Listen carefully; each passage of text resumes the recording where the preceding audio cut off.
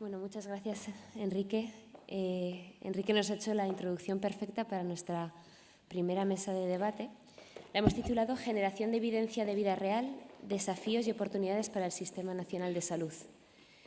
Ya tenemos a nuestras tres ponentes y ahora, mientras microfona a nuestra moderadora, voy a aprovechar para presentarla. Ella es Blanca Novella Rivas. Ella es jefe del área de Evaluación Tecnológica e Innovación Sanitaria de la Dirección General Asistencial de Madrid. Es responsable de la Unidad de Evaluación de Tecnologías de Madrid, dentro de la Red Española de Agencias de Evaluación de Tecnologías Sanitarias y Prestaciones del Sistema Nacional de Salud, REDETS. Y además de eso es licenciada en Medicina y Cirugía, es doctora en Medicina Preventiva y Salud Pública por la Universidad Autónoma de Madrid y es especialista en Medicina Familiar y Comunitaria. Así que, pues un fuerte aplauso también para ellas y para nuestros ponentes. Hago un debut como los artistas. Pues muchas gracias por estar aquí todos. Como comentábamos, la verdad es que Quique nos ha dado el paso previo a la responsabilidad que las agencias de evaluación dentro de REDETS tenemos en la utilización de uso de vida de datos real. Primero, Soledad Iser, que es responsable de la unidad de transferencia del conocimiento y evaluación en el IACS. Ella es ahora mismo...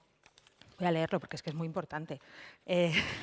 Participa en el ejercicio y en las funciones de la Secretaría de Guía de Salud, la elaboración y coordinación de productos basados en la evidencia en salud en el marco de la Red Española de Agencias de Evaluación de Tecnologías y Prestaciones del Sistema Nacional de Salud y es miembro del subgrupo de metodología y procedimientos para la implementación del Reglamento Europeo de Evaluación de Tecnologías Sanitarias y desde hace muy poquito del Comité of Health Technology Assessment. Adelante.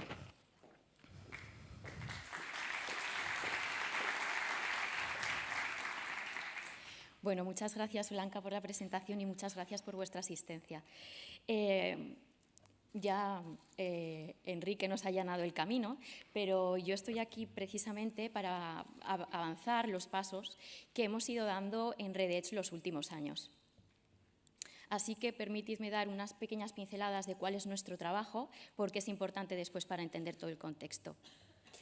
REDETS nació como un instrumento clave del sistema para aportar información para apoyar la toma de decisiones a distintos niveles del Sistema Nacional de Salud, en concreto en la evaluación de tecnologías sanitarias no farmacológicas. Trabajamos en red desde hace casi más de 20 años, aunque oficialmente se oficializó en 2012, y lo hacemos bajo principios de reconocimiento mutuo y de cooperación, así que podéis imaginar lo relevante que es para nosotros tener metodologías comunes. Es verdad que los informes de evaluación de tecnologías sanitarias son nuestro producto, aquel que tiene más peso en nuestros planes de trabajo, pero también elaboramos otros productos basados en la evidencia que apoyan la toma de decisiones a distintos niveles del sistema, tanto apoyo para políticas sanitarias, gestión, pero también a profesionales sanitarios y pacientes, porque además de elaborar informes de evaluación, llevamos a cabo estudios de monitorización y elaboramos guías de práctica clínica y otros productos basados en la evidencia, entre otros productos. Así que centrándonos en la evaluación de tecnologías sanitarias, aquí podéis ver el ciclo de vida de una tecnología sanitaria. Nuestro papel es muy relevante desde el inicio, desde la identificación de aquellas tecnologías nuevas y emergentes, pasando por el apoyo a la toma de decisiones sobre la inclusión, exclusión o modificación de uso en cartera común de servicios del Sistema Nacional de Salud y, por último, también en la identificación y este paso de esta inversión de aquellas tecnologías que ya están obsoletas. Sin embargo, una situación muy común que nos encontramos los evaluadores es o bien la falta de evidencia de estudios tradicionales, estudios clínicos, estudios observacionales tradicionales, o bien la baja calidad de esta evidencia. Y es aquí, en esta incertidumbre, que además pues existe cierta presión, ¿no?, por informar, y es también nuestro trabajo poder apoyar a los decisores, porque realmente hay muchas tecnologías que entran y son comercializadas cuando todavía no hay suficiente información sobre efectividad o sobre seguridad a largo plazo o incluso sobre la utilidad clínica. Es justo en este punto de incertidumbre donde el uso de datos de vida real nos puede ofrecer información adicional, complementaria, que nos ayude a informar la toma de decisiones. Hace unos años fue definido el plan estratégico de la red y entre los puntos clave, uno de ellos fue el incorporar el uso de datos de vida real en la evaluación de tecnologías sanitarias. Y es así como nació el programa de uso de datos de vida real para la evaluación de tecnologías sanitarias en el contexto de REDECH. Este programa, que es coordinado en el Instituto Aragonés de Ciencias de la Salud, en el IACS, tiene 3 objetivos. El primero fue identificar las necesidades que teníamos en el contexto de REDECH y que podían ser cubiertas por el dato de vida real. Luego, por supuesto, generar la metodología para poder actuar de la misma manera todas las agencias y además hacerlo de manera anticipada a la creación del espacio europeo de datos y del espacio español de datos. El equipo que se formó en el IACS además es multidisciplinar porque aprovechamos las sinergias que hay entre las distintas áreas y el conocimiento y la experiencia, tanto en evaluación de tecnologías sanitarias como en el área de computación, en ciencia de datos y, evidentemente, la plataforma Vigan. Este programa ha contado con distintas fases. Comenzamos, nos ha adelantado ya Enrique, el informe con las necesidades de información susceptibles de ser cubiertas con datos de vida real en nuestro contexto. Y podéis además consultarlo en nuestra página web. El siguiente paso fue enfocarnos en un manual metodológico que nos ayudará a utilizar los datos sanitarios en la fase de preadopción de las tecnologías sanitarias. Ahora mismo este manual está en pilotaje. Y este año ya comenzamos a trabajar con un nuevo manual metodológico y enfocándonos o identificando hacia dónde podemos ir ya en la fase de postadopción de tecnologías sanitarias, es decir, ya cuando hay un uso generalizado de la tecnología en el sistema. Si volvemos al ciclo de vida de la tecnología, pues, y además después de la ponencia inaugural, vais a entender que antes de la toma de decisiones, antes de que una tecnología sanitaria sea incluida en cartera común de servicios, pues realmente va a haber menos información, menos dato sanitario acerca de ella. Y, sin embargo, cuando el uso se generaliza, especialmente ya cuando llega a un estado de madurez, va a haber mucha más información, ¿no? Información más de carácter más masivo. Así que lo que nos puede aportar el dato de vida real en ambas fases es diferente y en eso es en lo que nos hemos estado centrando. Voy a comenzar primero con lo que es la fase de preadopción. Aquí tenéis varios ejemplos que he querido poner, son algunos de ellos y que ya han sido comentados. Antes de la adopción, que es justo además cuando se nos encargan los informes de evaluación de tecnologías sanitarias, los datos de vida real nos pueden ayudar en distintos sentidos, a caracterizar enfermedades, a hacer estudios de carga de enfermedad, a describir los tratamientos habituales que están recibiendo los pacientes, identificar cuáles son las poblaciones o subpoblaciones relevantes, los comparadores que se están utilizando en el sistema o sistemas, porque al final pues el sistema está descentralizado. Los resultados por grupos o las características. Bueno, son muchos los ejemplos, por poner algunos de ellos. ¿Qué sucede, ¿no? En pacientes con cáncer de colon, pues, por ejemplo, puede ser útil para conocer qué prácticas quirúrgicas son las habituales.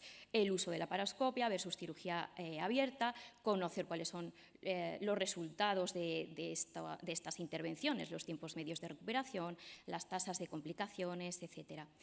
Hay otro punto muy relevante, que es el poder alimentar los modelos de coste-efectividad y de impacto presupuestario, que son un aspecto relevante también de nuestros informes, puesto que evidentemente los aspectos económicos forman parte de ellos y son importantes para el sistema.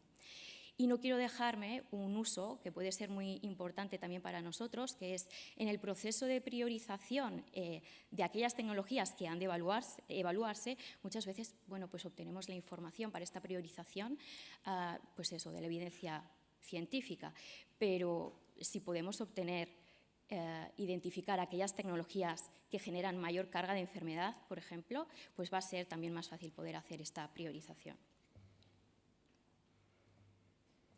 Si pasamos a la fase de postadopción, es decir, cuando ya la tecnología está introducida en el sistema porque ha recibido una aprobación para estar incluida en cartera común de servicios, Bueno, pues no quiero dejar pasar por alto que en realidad en la red ya se viene generando evidencia en esta fase gracias a los estudios de monitorización que además nos va a explicar Eugenia a continuación.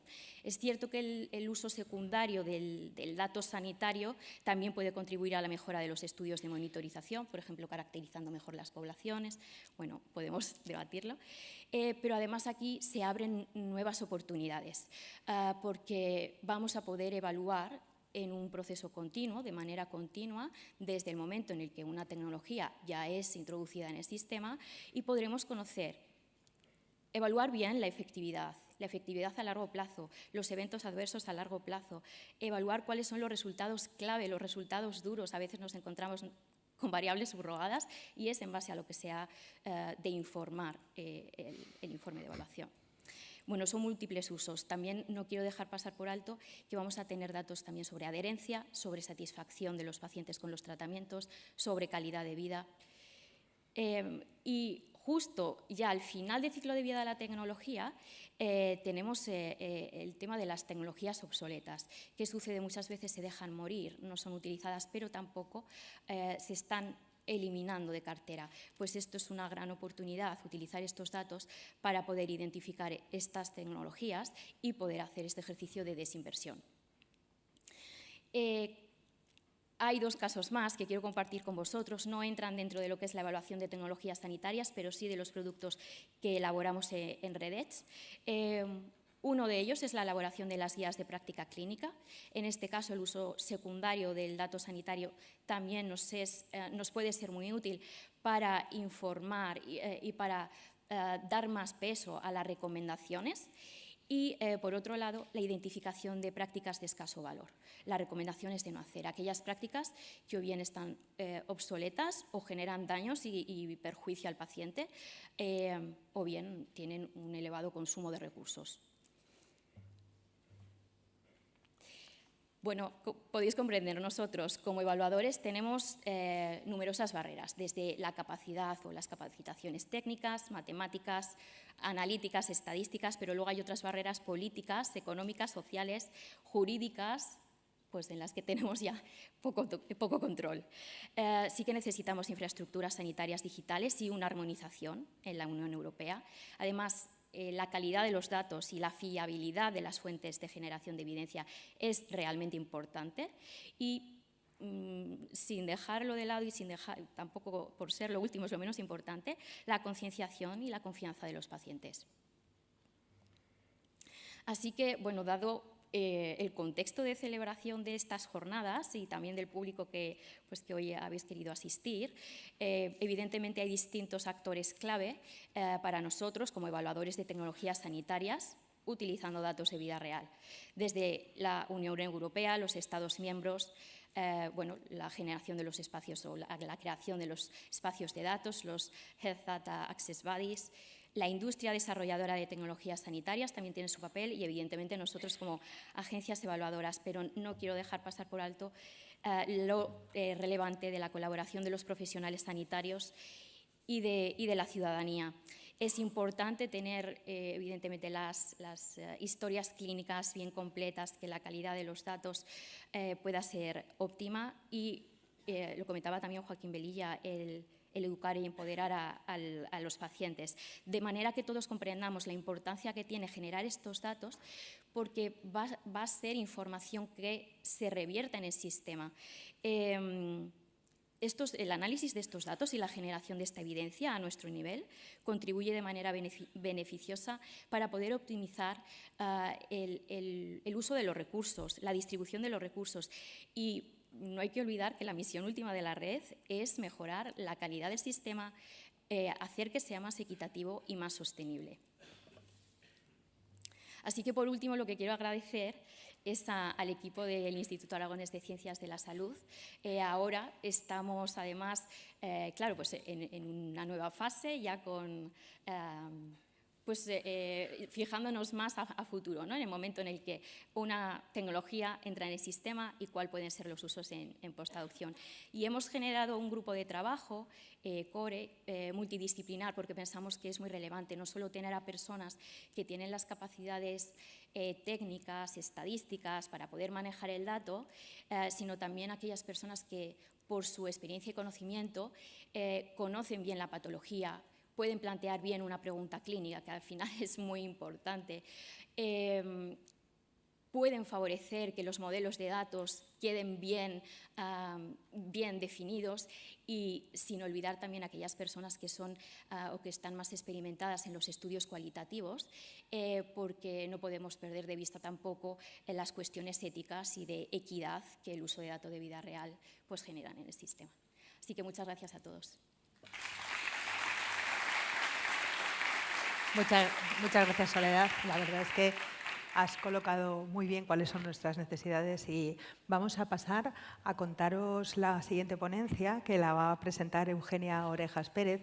Trata sobre los estudios de monitorización en el marco de la Cartera Común de Servicios del Sistema Nacional de Salud, que ya es una realidad.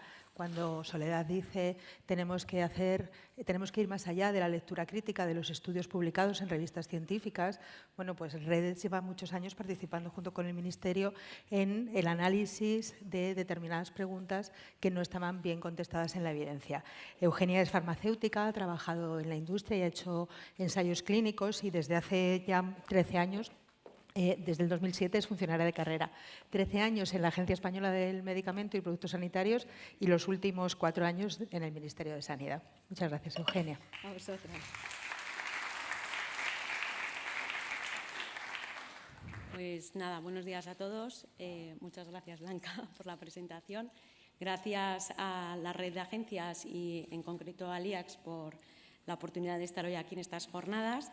Y efectivamente los datos de vida real son muy útiles, como ya se han comentado, en el sistema sanitario y por ende también en la cartera común de servicios. Me gustaría hacer un poco una presentación de lo que es la cartera. A ver, aquí.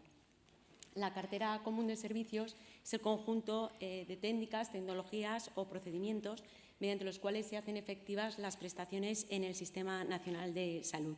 Los pilares básicos por los que se rige es el Real Decreto 1030/2006 y la Ley de Cohesión y Calidad del Sistema Nacional de Salud.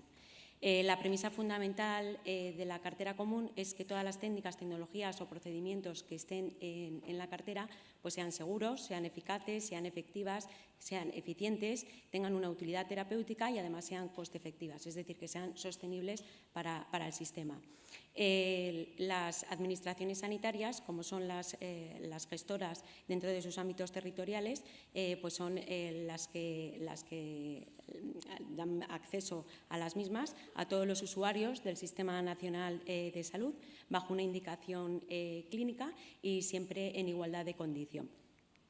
Y también tienen que existir mecanismos de canalización y de remisión para aquellos usuarios que en sus ámbitos territoriales no puedan tener las prestaciones sanitarias. La cartera común actualmente se divide en cartera básica y en cartera suplementaria. La cartera básica es aquella en la que está todo totalmente financiado. Los usuarios no tienen que realizar ningún tipo de aportación y aquí nos encontraríamos pues, la salud pública, la atención primaria, la atención especializada, atención de urgencia, transporte urgente e implantes quirúrgicos. Y luego estaría la cartera suplementaria que incluye todas las prestaciones que se realiza mediante dispensación ambulatoria y donde hay ya una aportación por parte de los usuarios. Y aquí se encontrarían pues, las prestaciones farmacéuticas, prestación ortoprotésica, productos dietéticos y transporte no urgente. Esta cartera común es de obligado cumplimiento en todo el territorio nacional, pero luego pues las administraciones sanitarias y las mutualidades pues, tienen también pues, potestad para tener una cartera complementaria a la común. Todo lo que está incluido dentro de la cartera, tanto la definición como las actualizaciones que hay, pues las articula la Comisión de Prestaciones, Aseguramiento y Financiación, que depende del Consejo Interterritorial como órgano máximo que coordina las administraciones sanitarias y la Administración General del Estado.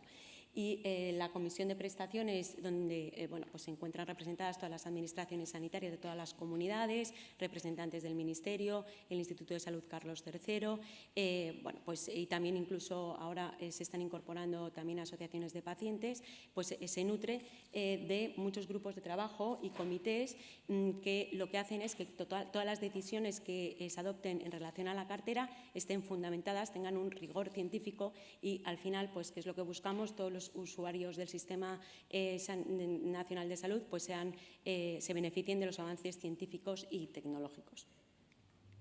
Y bueno, pues la cartera es algo que es dinámico, no es algo estático y bueno, pues tanto el Real Decreto como la normativa de la actualización, que no la ha puesto, pero bueno, creo que es la 3422/2007, pues regula que hay procedimientos y herramientas que nos permiten actualizar la cartera. Una de estas herramientas, siempre muy vinculada con la red de agencias, como ha comentado antes, pues es los estudios de monitorización. Estos estudios de monitorización, y ligando con lo que empezaba al principio, se nutren de los datos de vida real, ¿no? Son estudios observacionales de técnicas, tecnologías y procedimientos que ya están incluidos en cartera, pero que, bueno, pues surge una incertidumbre pues, de su comportamiento, bien a nivel general o bien en grupos poblacionales determinados, o se quiere simplemente obtener mayor información porque hay un previsible impacto asistencial, organizativo o económico. Entonces, las solicitudes normalmente provienen del Ministerio de Sanidad o de las administraciones sanitarias o mutualidades o por parte de terceros que están interesados, ¿no? Y siempre todo se eleva a la Comisión de Prestaciones, que es donde se acuerda el hecho de realizar un estudio de monitorización y normalmente se publicita mediante una resolución de la Dirección General de Cartera. Los estudios de monitorización están siempre coordinados por una agencia que pertenece a la red de agencia de evaluación. Se basan siempre en un protocolo, que es un protocolo muy consensuado y muy trabajado por parte tanto de personal del Ministerio como de sociedades científicas, también de la agencia, bueno, y en él se recogen pues, criterios de inclusión, exclusión, todas las variables que nos interesan, el tamaño muestral, las condiciones de uso, los periodos de seguimiento, y todo va a ser ratificado también en esta comisión de prestaciones, aseguramiento y financiación. Los centros que participan son propuestos siempre por las comunidades autónomas y bueno, tienen que estar registrados en el Registro General de Centros, Establecimientos y Servicios. Los usuarios pueden participar siempre y cuando cumplan los requisitos para poder participar, con un consentimiento informado donde se les informa de que van a participar en un estudio de monitorización y que sus datos van a ser tratados y seguidos pues con un fin, ¿no? Y que pueden, por supuesto, abandonar el estudio cuando quieran. La recogida de datos se hace en una aplicación que tiene su sede en el Ministerio.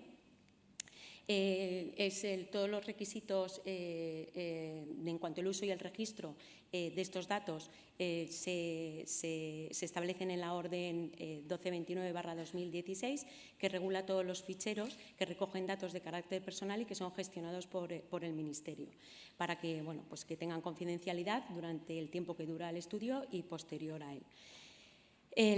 Las empresas que suministran los dispositivos, normalmente hacemos con ellos unos documentos de compromisos en el que, bueno, pues se tocan temas relacionados con la información que nos tienen que dar a lo largo del estudio, por si hay algún acontecimiento importante con el dispositivo, también el tema del suministro que van realizando a los hospitales que participan, también hay una cláusula de, bueno, pues de formación que tienen que dar para que todos los profesionales tengan las habilidades para realizar el estudio de monitorización, y bueno, se establecen con ellos unas condiciones económicas mucho más óptimas que dentro del marco del estudio de monitorización que en condiciones normales, ¿no? Y bueno, los estudios normalmente son seguidos muy estrechamente por la agencia coordinadora. Si duran más de un año se van haciendo informes anuales para ver cómo va todo el seguimiento y por si hay que tomar alguna medida en algún momento dado, y al final se realiza un informe técnico que se lleva para acuerdo a la Comisión de Prestaciones. Y con todo esto lo que queremos es, pues lo que comentaba, ¿no? Que como la cartera es dinámica, pues con estos resultados ratificar si lo que está incluido actualmente en cartera continúa en las mismas condiciones que se recogía o si hay que modificar sus condiciones de uso o bien hay que excluirlo. Como todas estas modificaciones se realizan mediante orden ministerial y a veces los procedimientos administrativos tardan un poco, pues normalmente lo que hacemos es que se publicita mediante resolución hasta que exista esta orden ya y se modifique la cartera. Entonces, como veis, pues hay muchos implicados y muchos involucrados en los estudios y, por lo tanto, tiene que haber una buena sinergia, una buena colaboración para que todos los resultados y toda la información que se obtenga sea eficiente y nos sirva, pues como comentaba antes, ¿no?, que tenga un fundamento para poder tomar una decisión con un rigor científico con todo lo que está incluido en cartera para que sea seguro, sea eficaz, eficiente, sostenible.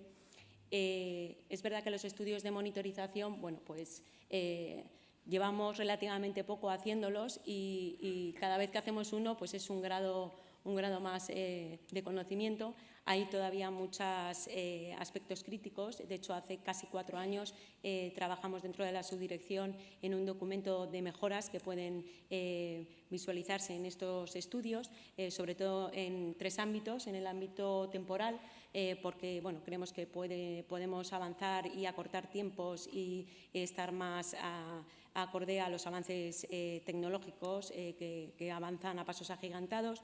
Luego, en aspectos de calidad, pues mejorar la información, sobre todo en nuestra aplicación que tenemos SIEM, pues para que todos los datos puedan ser explotados en todos los paquetes estadísticos que tengan las agencias coordinadoras.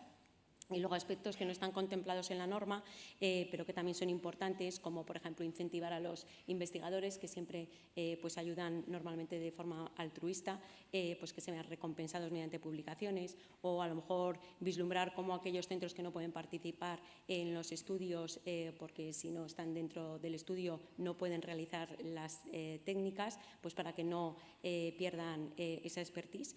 Y pues en ello seguimos trabajando y avanzando dentro de la subdirección. Y ya por último, poneros un listado de los estudios. Algunos han acabado, otros están en marcha y otros se están poniendo en marcha. Y para que lo sepáis, por ejemplo, el estén esofágico es uno de los estudios de monitorización pues que ha concluido con que es mejor excluirlo de la cartera, o sea que aquí sería un ejemplo de exclusión. La válvula endobronquial, el sistema de reparación percutáneo de la válvula mitral mediante clip, dispositivos de cierre de la orejuela auricular. Tenemos un poco un abanico amplio de estudios que estamos realizando. Y nada más, pues daros las gracias por vuestra atención y nada más.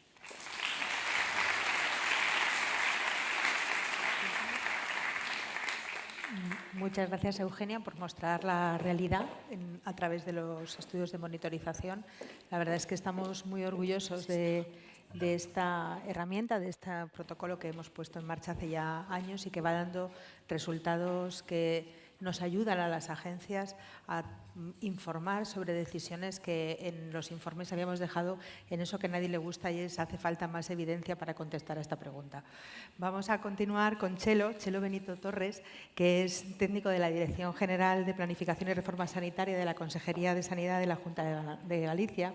Ella es licenciada en Medicina y Cirugía por la Universidad de Santiago de Compostela, es especialista en geriatría y fue responsable del registro de pacientes de enfermedades raras de la Comunidad Autónoma de Galicia.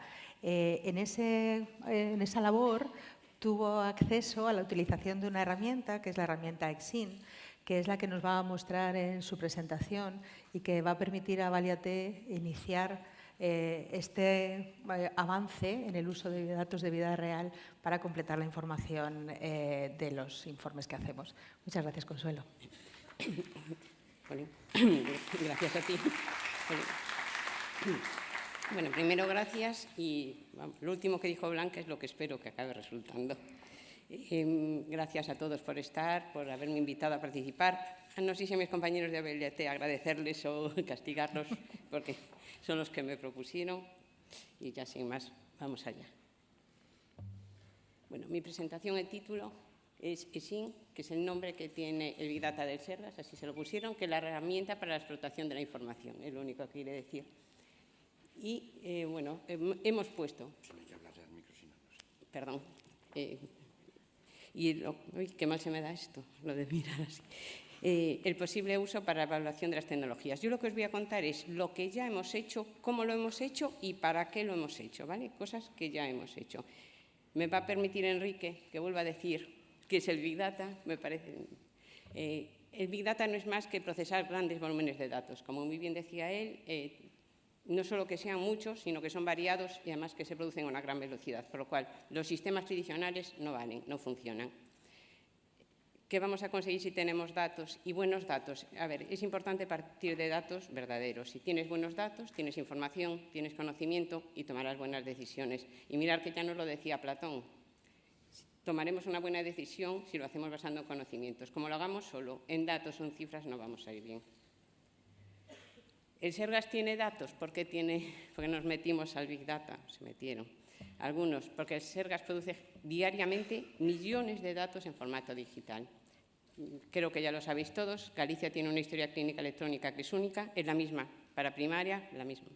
Hospital, se están introduciendo residencias y toda la información, todos los profesionales tienen acceso a todo en el mismo sitio y todo eso es lo que queremos explotar.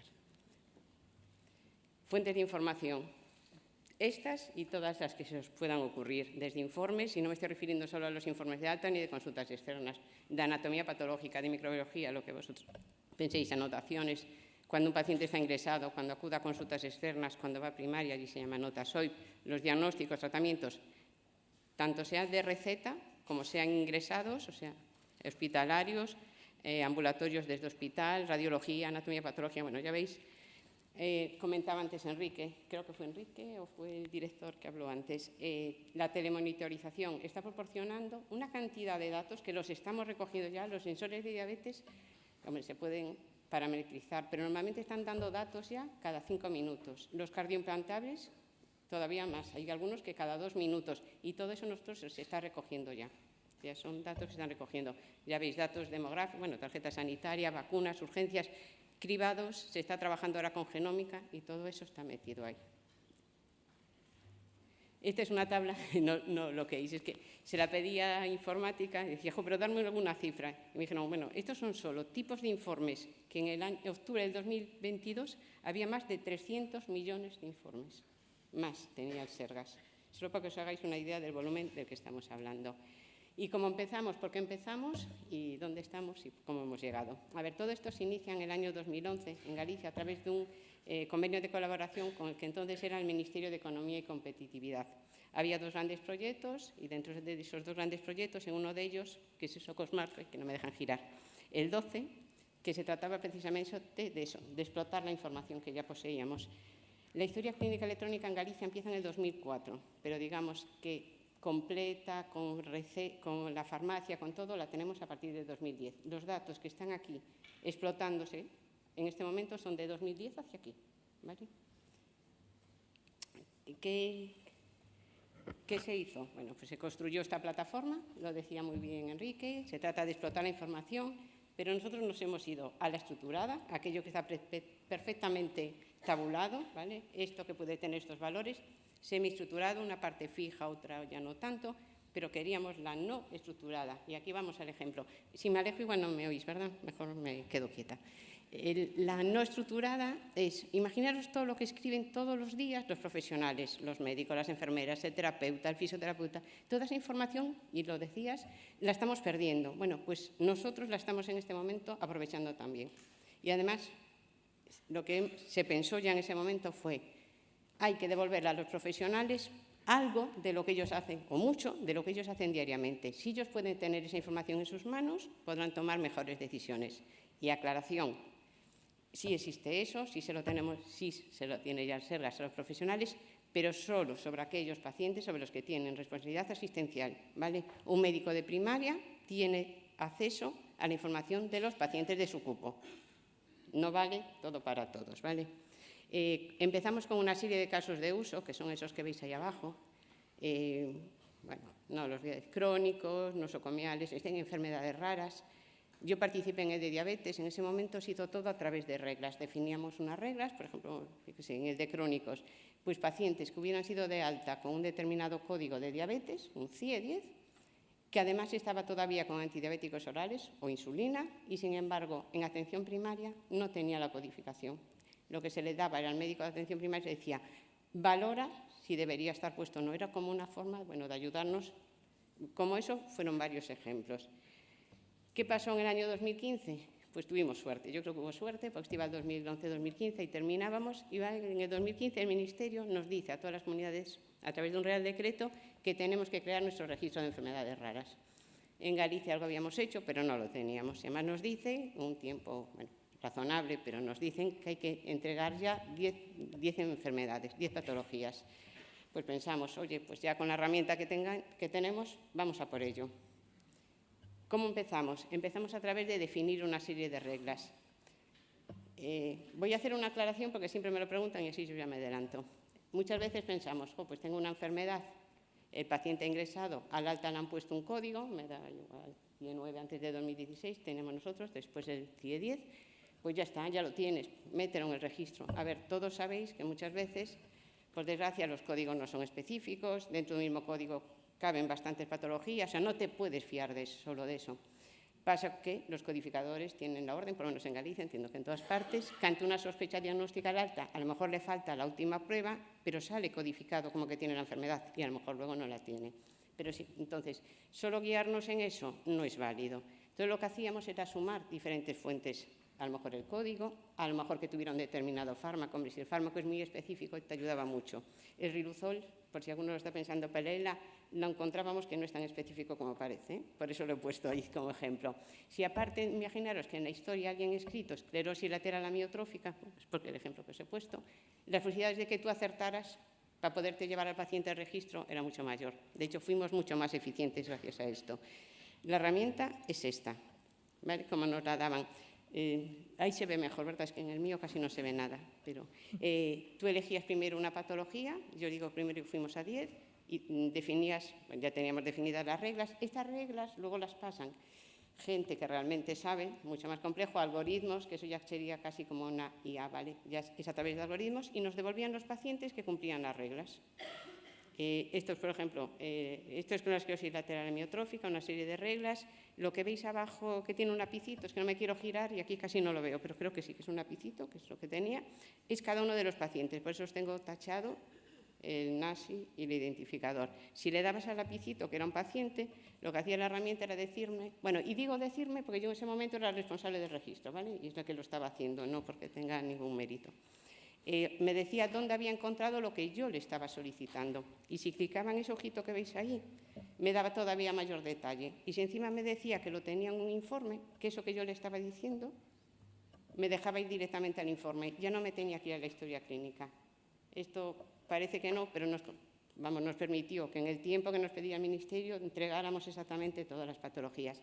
Esta forma de trabajar así se llama a través de reglas, y esas reglas pasan a algoritmos.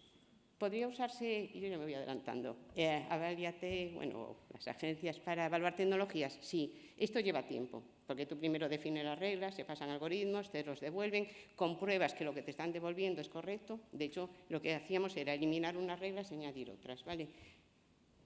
Pero es una opción. Usamos también, y esto, vamos, solamente tengo esta diapositiva de esto, no solamente usamos las reglas y los algoritmos para identificar pacientes ya diagnosticados para el registro, sino que os diré que también se usó para identificar pacientes no diagnosticados. Y esto es solo una enfermedad, la hipofosfatemia, lo usamos, bueno, se probó, en esta participé y también funcionó. Vale, tenemos reglas y algoritmos. La otra herramienta que se utilizó, y lo hice más a posteriori, en las 10 primeras enfermedades fue eso, en las siguientes se usó más ya esta herramienta que es la búsqueda de casos. ¿Os acordáis que os decía que queríamos devolverle a los profesionales también la información y explotando también la no estructurada? Pues hace a través de esta herramienta. Esta herramienta está actualmente en la historia clínica de cada paciente y un profesional puede ya acceder a esta herramienta, ¿vale? Luego os voy a enseñarla cómo es. Tiene varias pestañas, 5. En la primera lo que se define es el ámbito. A ver, si es un médico de primaria por defecto, como te logueas y te tienes que estar perfectamente identificado, ya solo te va a permitir acceder a los tuyos. Si eres de hospital te va a preguntar, te va a dejar a los que has tenido contacto, se limitan el tiempo, es todo parametrizable, ¿eh? En este momento están 5 años. y puedes decir los que han acudido a consulta, o los que han ingresado o ambos. Y ahí veis Sergas y esta porque pone lo de todos. Yo estaba para el registro de enfermedades raras y mi permiso era sobre todo el Sergas, ¿vale? El delegado de protección de datos, bueno, una serie de para poder acceder a todo. Entonces, lo primero es el ámbito. La siguiente pestaña, decides ya, pues tú qué quieres, según el sexo, según, bueno, fuimos fechas de nacimiento en vez de edad, pusimos entre esta y esta fecha. También está puesto, esa fue una evolución que se hizo después, si querías solo pacientes vivos, solo pacientes muertos o los querías todos, en un periodo de tiempo o desde el 2010 hacia aquí. Y luego los diagnósticos, ¿vale? Que, por ejemplo, quiero saber cuántos pacientes diabéticos. Y eso se puede buscar a través de un CIAP, que es lo que teníamos, voy a decir bien, en primaria, un CIE 9 antes de 2016, un CIE 10 a partir de ahí, y nosotros estamos yendo a SNOMED. Estamos haciendo un cambio en la historia, que es la que se está implementando ahora, y ya no diferenciamos, no es que todos vean todo, es que se deja de ver qué es primaria y qué es hospital. Vamos a problemas de salud. Si un paciente es diabético, me da igual que sea en el hospital que sea en primaria. Trabajamos sobre el mismo problema de salud. Eso suponía usar una codificación única, y nosotros ahora vamos a SNOMED, ¿vale? Y estamos empezando ya con ello. Bueno, lo que te permite es elegir un diagnóstico, y además en todas las codificaciones puedes decir, quiero el T89, 250, y haces un grupo y él te lo busca en todas ellas. Si a mayores de diabéticos, no sé si aquí os estoy ya contando de más, pero te permite ISIOS, por ejemplo, quiero todos los diabéticos codificado con esto, y a mayores quiero FA, y te lo busca también. Tarda más o menos 2 minutos. No tarda... 2 minutos, que es menos de lo que te queda. ¡Ay! Gracias. No lo había leído. Vale. Bueno, tiene unas... A lo que voy, que tiene varios filtros, ¿vale? Que los puedes ir jugando con ellos. Un profesional puede hacerlo. Tiene todo el catálogo de rayos cargado. Y me voy a lo importante. Y tiene una búsqueda por texto libre. Un problema, los profesionales sanitarios cada uno escribimos como nos da la gana. Mayúsculas, minúsculas, abreviaturas, puntos, pero tú puedes poner diabetes mellitus o, y la herramienta te busca en cualquier lugar de la historia clínica donde eso figure, ¿vale? Y te devuelve los pacientes que ha encontrado. Ejemplo, era una enfermedad rara, el Williams, que nos pedía el ministerio, metí la palabra tal cual, me devolvió muchos más pacientes de los esperados por Orphanet. Le añadí que en la historia clínica estuviera escrito eso otro, me dio ya un número mucho más limitado, y no digo que todos fueran correctos, pero en un altísimo porcentaje sí lo era. Te va graficando siempre por sexo, por edad, por el ámbito. Ahora corro, esto es la fidelofacción. Esta es la historia clínica, es la nueva historia clínica, y ahí os lo que os pongo a mano derecha es el buscador de casos. A través de eso, un profesional buscaría, según los diferentes criterios, la información. Esta es una diapositiva que me gusta mucho porque creo que es a lo que nos van a llevar el análisis de todos los datos, a tomar decisiones, ya no solo saber qué enfermedad tiene un paciente, por qué la desarrolló, sino cuál desarrollará y, sobre todo, prevenir. Y quizá ya, como colofón, hay una frase de un autor estadounidense que dice que la vida se trata de hacer cosas y ver qué resultados tenemos. Yo creo que debemos utilizar estas herramientas, que creo que sí, que os van a dar muchas posibilidades, que habrá que cambiarlas, evolucionarlas, ajustarlas, pero vamos, creo que tenemos todos unas buenas herramientas para poder hacerlo. Y nada más. Muchas gracias. Muchas gracias. Muchas gracias, Chelo. Con esta mesa hemos querido daros una aproximación a la responsabilidad que la red de agencias ya ha asumido en este tema. Queremos daros pinceladas de en qué momento estamos con cada uno de los estudios observacionales que complementan la lectura crítica de la evidencia con la que sustentamos nuestros informes, y esperamos veros aquí dentro de 4 o 5 años. Bueno, nos toca aquí, no, menos. En alguna otra intermedia, en algún lugar de nuestra geografía, para poderos contar ya casos de uso reales que estamos estableciendo. Pasamos al turno de preguntas, así que si son tan amables, comentarios, preguntas, información adicional.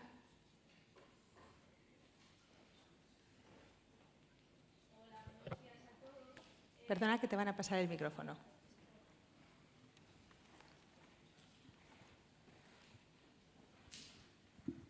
Hola, buenos días a todos. Mi nombre es Elsa y me animo a participar porque se ha hablado de algo que, viendo el programa, yo deseaba que se hablara de ello, y es de la codificación de algo que lo hay en lo público, en lo privado, y que es una gran base para luego poder llegar a todo lo que nos estáis informando, y beneficioso para todos, profesionales y pacientes. Yo soy codificadora y entonces en el Servet, ¿qué ocurre? Que a veces parece que no se da esa importancia porque los informes que llegan vienen faltos de información, que no voy a decir más porque también entiendo el tiempo y todo lo que un profesional le conlleva a su jornada.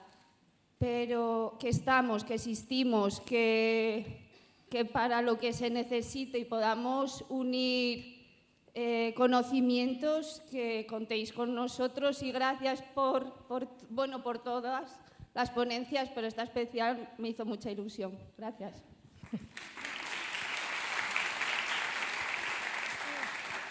Pues gracias a ti, Elsa. Necesitamos codificadores porque necesitamos información estructurada, de calidad, limpia, bien. Es verdad que lo complementamos con otro porque sabemos los problemas que eso tiene. Si queréis hacer algún comentario al respecto. Sí, ¿verdad? Todos las gracias. ¿Tenéis el micro? Si queréis sentarlo. Sí, vamos, que muchas gracias por estar y muchas gracias por tu trabajo. Sí que se nota el esfuerzo y te animamos a continuar, a todos vosotros. Como me quedé un poquito falta de tiempo y lo tenía preparado. Mirar, cuando empezamos con todo esto, estoy aprovechando, los datos nosotros no los teníamos actualizados hasta el mes vencido, y eso si todas las cargas de las diferentes fuentes iban bien, ¿vale? Porque cada fuente iba pasándose información. En este momento en Galicia está montado ya un lago de datos y ya se mete toda la información en bruto y a partir de ahí ya se procesa, se transforma. Y no os digo mortalidad, evidentemente no, pero muchos de los datos de la información van en tiempo casi real, casi en 24 horas. Muchas de ellas, en este momento ya no tenemos que esperar a mes vencido, ¿vale? Que al principio sí que nos decían, es que busco los pacientes que le di de alta este mes y no los encuentro, es que tenías que esperar. Ahora sí ya están, ya el informe de alta ya se ve, ¿vale? Entonces, dependiendo de la fuente, no digo todas, de hecho, antes de venir pregunté y me dijeron, a ver, todas no digas, pero las otras prácticamente en 24 horas sí que están, ¿vale? Gracias. Ahí hay otra pregunta.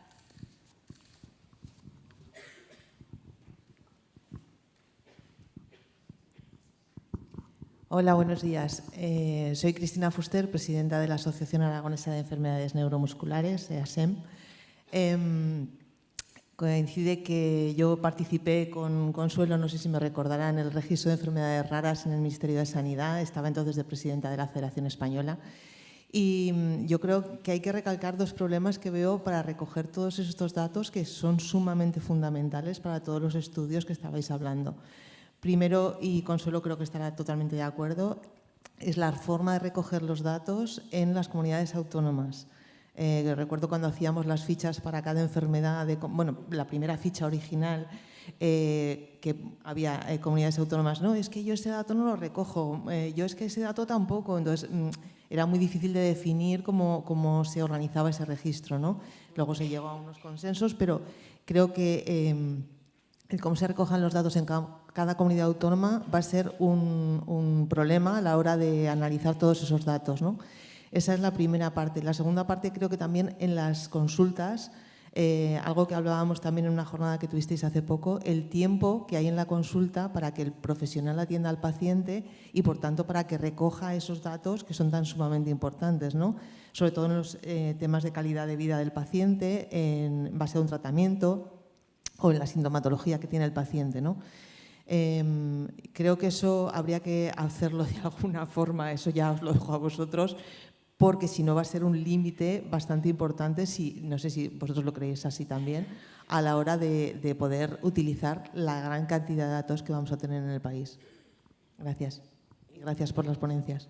Si yo te he entendido bien, en la parte que toca de datos de historia clínica, y entiendo que todas las comunidades igual, lo que estamos intentando es que lo que haga el profesional es la historia. Yo estoy bastante en contra de que tenga que ir a 20 sitios a registrar 20 cosas. Tiene que hacer la historia y tiene que ser el procesamiento del lenguaje natural, tiene que ser, ¿vale?, la historia a la que guía al profesional y la información vaya estructurada. Nosotros, organizada, no quiero una palabra no estructurada.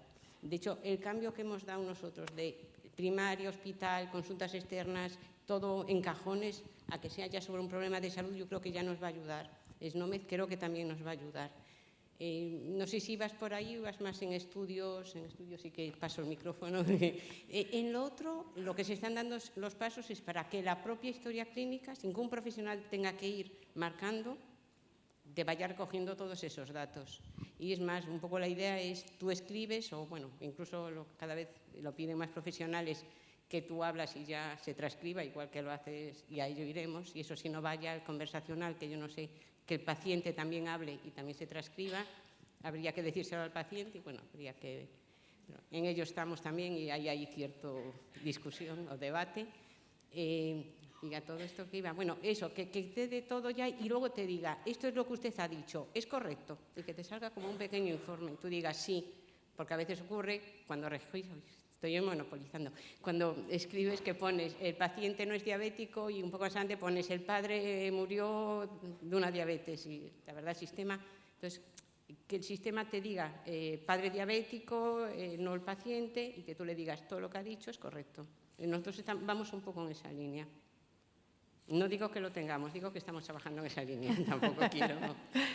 Muy bien. ¿Quieres decir algo, Soledad?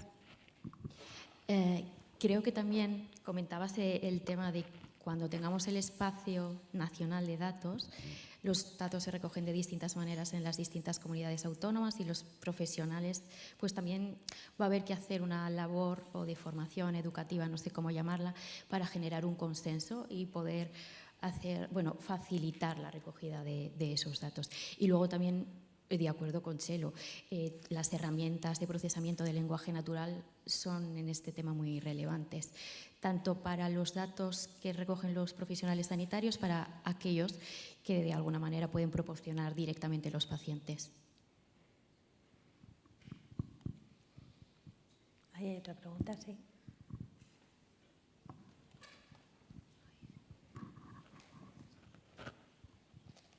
Hola, buenos días. Pertenezco al Hospital Universitario Miguel Servet, también a sistemas de información, que incluye codificación y control de gestión. Enhorabuena por vuestras ponencias. Y quería hacer me ha chocado mucho, una de las cosas, me han gustado mucho todas, pero por ejemplo Consuelo ha dicho que a la hora de trabajar con la herramienta de Exin, me parece, Exin, cuando empezasteis, uno de los parámetros que tuvisteis fue el de establecer reglas y luego definir algoritmos. Creo que he entendido eso. Igual, lo que hacemos los profesionales es decidir las reglas. Quiero que el paciente cumpla este código, que esté escrito esto, que este fármaco. Y lo que hacían luego sí que ya eran tecnólogos, bueno, en ese momento era una empresa contratada, creaba algoritmos complejos, eso ya es una IA. ¿Sabes? Un lenguaje del que usan ellos, del que yo nunca he entendido. Y a mí me devolvían los pacientes y al verlos decía, esta regla no es correcta, me está devolviendo qué, porque lo hace o no lo hace, y cambiábamos la regla. O sea, los asistenciales o los clínicos, reglas. Los algoritmos eran ya tecnólogos y... Vale, un poco iba a eso. ¿Con qué perfiles de profesionales tenéis en el equipo? O sea, para haber podido implantar esta super herramienta y poder estar trabajando en las condiciones, en los términos que estáis trabajando ahora, que es increíble. Date cuenta. ¿Qué perfiles profesionales estáis colaborando para llevar a cabo toda esta herramienta tan potente? A ver, para el desarrollo fue a través de un convenio con el Ministerio y era a través de el contratar empresas para el desarrollo de ciertas, diferentes... ¿Cuántos eran? 10 más, 12... bueno, 23 proyectos, por lo cual había de todo tipo. Y ahí se contaron con empresas externas, ¿vale? O sea, otra cosa es lo que tenemos ahora y a lo que vamos. Y ahora nosotros, en el SERCA se trabaja mucho, en mi parte por lo menos, con informática, con la Asociación Xeral de Informática, de Tecnologías de la Información. Entonces, asistencial e informática. Cualquiera de los dos por sueltos no haríamos nada. Claro, entonces, tú defines como asistencial y le dices ellos la necesidad. Con lo cual siempre tienes que trabajar, y es una apuesta, o sea, lo manifiestas así, que se tiene que trabajar el clínico, el asistencial, los codificadores, siempre de la mano ahora ya con informática, que son los que al final van un poco a plasmar, a crear los algoritmos que nosotros decidimos que a lo mejor necesitamos con las reglas. Tal cual. Pero vamos desde el principio, o sea, sí. Yo digamos que hay uno que es con el que ya me corresponde trabajar y es que no tiene sentido nada que haga yo si eso luego, ni nada que haga él que luego asistencialmente. O sea, y luego ahí vamos unidos. Vale, y luego otra pregunta, ¿cómo conseguisteis que el Gobierno o vuestras administraciones se implicaran tanto en la creación de esta herramienta? O sea, ¿fue por una concienciación ya que fue salía por un convenio que hubo sí. con el Ministerio de Economía. Fue justo, yo creo que en la época más de crisis, que no había dinero y debió de salir este convenio con el Ministerio de Economía y Competitividad. Y bueno, yo creo que a Galicia, no voy a decir la cifra que no me corresponde. Bueno, había tú presentabas unos proyectos y te los aprobaban, luego los tenías que desarrollar, luego te auditaban, lo miraban. Y algunos de esos proyectos, de todos los que veis, 23, algunos murieron ahí, ¿eh? O sea, no seguimos adelante. Otros al revés, se vio que sí y siguieron adelante. Este siguió adelante, vamos, yo en este creía firmemente y sigo creyendo firmemente. Muchas gracias. Muchas gracias. A vos, a ti. Hola, yo le quería preguntar en qué posición queda o cómo lo compara con lo que tenemos actualmente también del código ORFA. Obviamente es un sobreesfuerzo de codificar con un sistema diferente y con lo cual obliga a un doble registro a los profesionales. Pero claro, al final eso es inequívoco y ya lo has pescado, ya lo tienes y ya lo tienes perfectamente identificado. Entiendo que esto compite con estos sistemas de búsqueda de distintas fuentes y sobre todo la creación de algoritmos como habéis hecho, que irán mejorando y al final pues resultará que casi se acercará a la capacidad de identificar de una codificación inequívoca como es el ORFA. Entonces quería que hicieras este balance entre el sobreesfuerzo de una doble registro, pero inequívoco, versus estos sistemas de ir buscando y creando algoritmos cada vez más inteligentes que nos permitan detectar al paciente. A ver si soy capaz. Ahora ya no estoy en el registro de raras, pero esto todo lo que os decía era más bien a nivel asistencial. Si nos fuéramos ahora al registro, ¿vale?, de enfermedades raras, tal y como va ahora la historia, a través de un SNOMED es fácil pillar la enfermedad rara. Y daros cuenta que además eso nos lo daba el Ministerio, no sé si ahora lo están actualizando tanto o no, pero en la ficha yo creo que venía, yo creo que lo puse, son las diferentes codificaciones, era este CIE 9, este CIE 10, este ORFA y se corresponde a este SNOMED. O sea, lo que está es, a través de un reset que tiene el Ministerio, todos los códigos tienen equivalencias, es que me da igual en que lo codifiques. A ver, no sé ahora cómo estáis, no sé si tú sigues ahora en el Ministerio. A ver, eso se revisaba, se cambiaba, se miraba y la tabla iba y el trabajo quedaba. Pero, y tienen un reset el Ministerio de equivalencias entre códigos. Entonces, si un profesional me pone un SNOMED, el ORFA es el que es, no tiene vuelta. No debería tener, vamos, hasta donde yo llegue, no veo que haya ninguna incompatibilidad. Yo, perdonad que os interrumpa, a lo mejor lo que has dicho una palabra que yo creo que no debería de tener cabida, que es compite. Yo creo que la información no compite y la codificación no compite. El hecho de que hagáis esfuerzo en el registro para que nos deis información limpia y estructurada, lo necesitamos, pero es muy específica y poco sensible. Y necesitamos también acceder de otras formas a otros lugares donde está recogida información a la que a lo mejor no somos capaces de llegar solo a través de código para complementar la información muchas de las ocasiones y para ampliarla también en otras ocasiones. Entonces, yo creo que este debate sobre el dato limpio y el dato sucio no es un debate de cuál es mejor, sino de cómo conseguir complementarnos, ¿vale? Porque nosotros tenemos que sacar lo más próximo a la información disponible, si queremos hacer un análisis riguroso que disminuya la confusión. Y para eso yo creo que no competimos, yo creo que nos aportamos, nos ayudamos y bueno, Sí, trabajamos.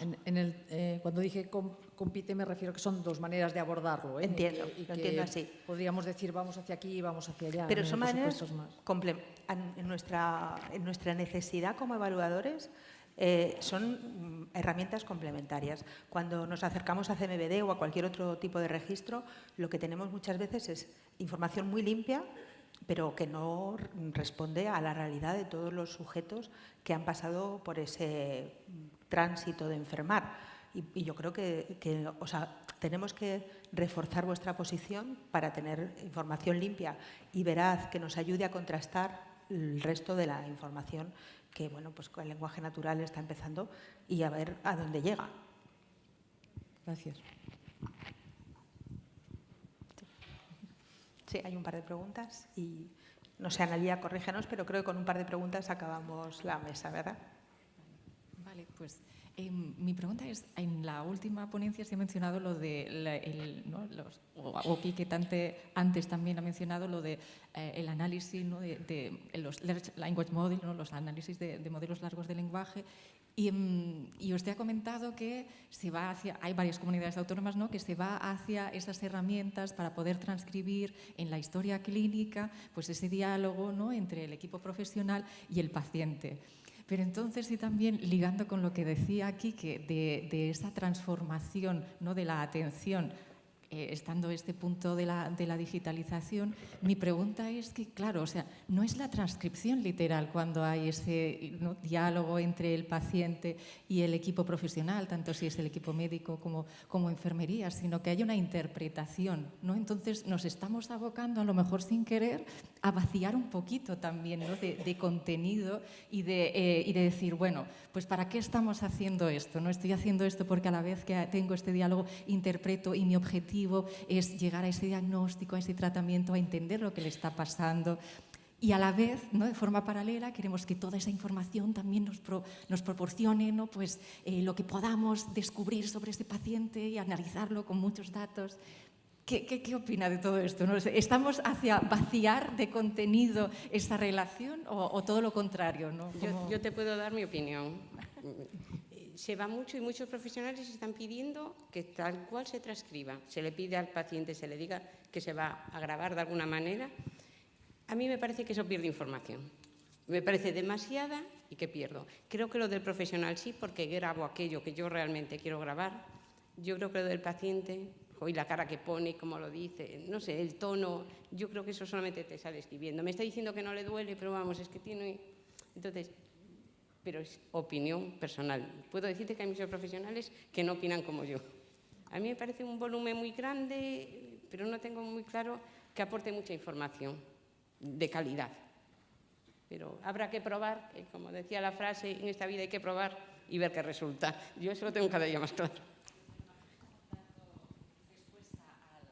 Esos profesionales están quemados y tienen otra necesidad a lo que realmente nos puede aportar. Solo era para precisamente no eso, ¿no? El ver que pues son herramientas súper interesantes, súper necesarias, a lo mejor para los informes de pruebas complementarias y demás, pero llegar, ¿no?, a lo mejor estamos, ¿no?, queriendo dar respuesta a un problema que no lo estamos abordando de la mejor manera, ¿no? Y a lo mejor pensamos que pues ahí estará todo el oro y todos esos datos que tenemos de información, no sé cómo...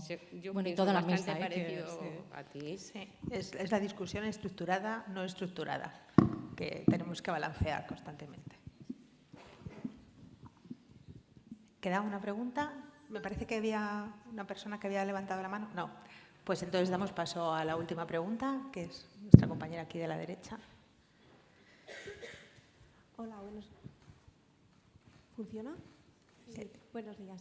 Soy Jara Pascual, soy una de las coordinadoras del registro de anomalías congénitas de Aragón, soy ginecóloga y quería hacer una pregunta un poco general a nivel de todas estas nuevas tecnologías que están saliendo de recogida de información, ya no de lenguaje natural, sino pues de datos estructurados. Si hay alguna política nacional a nivel de evaluación de qué herramientas se van a usar, si van a ser todas las mismas, porque he visto que, bueno, a nivel de en el Salud, pues se usa el CLIC, el lago de datos, están enseñando muchas, a nivel de usuario de epidemiólogos, están enseñando muchas herramientas, pero quería saber si hay alguien detrás que evalúa cuál es la mejor, porque bueno, se ha visto que para lenguaje natural hay algunas que alucinan, otras que no.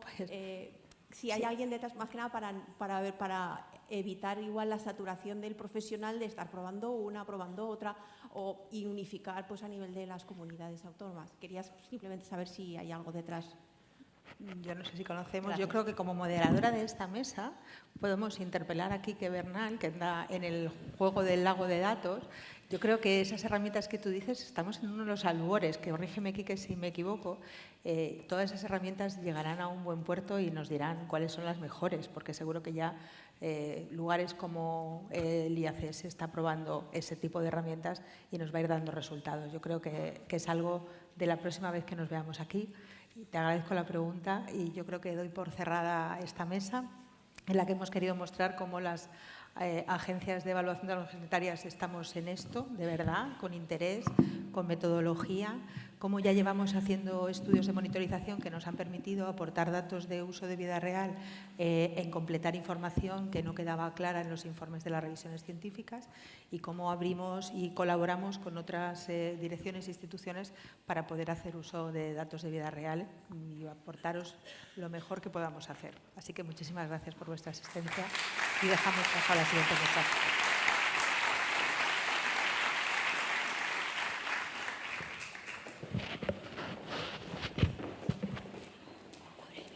Antes de que salga todo el mundo en estampida, ahora enseguida damos paso a la pausa de café, pero hemos preparado un vídeo que nos gustaría que vieseis, para hablar un poquito más de las redes. La tecnología evolucionan rápidamente, aunque el valor de cada nueva tecnología varía. Las agencias de evaluación de tecnologías sanitarias analizan la efectividad, seguridad y eficiencia de cada una de ellas y proporcionan información valiosa para la toma de decisiones. En la Red Española de Agencias de Evaluación de Tecnologías Sanitarias y Prestaciones del Sistema Nacional de Salud, analizamos nuevos dispositivos, pruebas diagnósticas, nuevos procedimientos médicos y quirúrgicos, basándonos en la evidencia científica disponible con un enfoque participativo y centrado en las personas. Red Española de Agencias de Evaluación de Tecnologías Sanitarias y Prestaciones del Sistema Nacional de Salud. 20 años trabajando con y para los pacientes, profesionales y autoridades sanitarias, contribuyendo a construir una sanidad innovadora, de calidad y sostenible. Campaña financiada por la Unión Europea, Fondos Next Generation, Plan de Recuperación, Ministerio de Sanidad, Gobierno de España.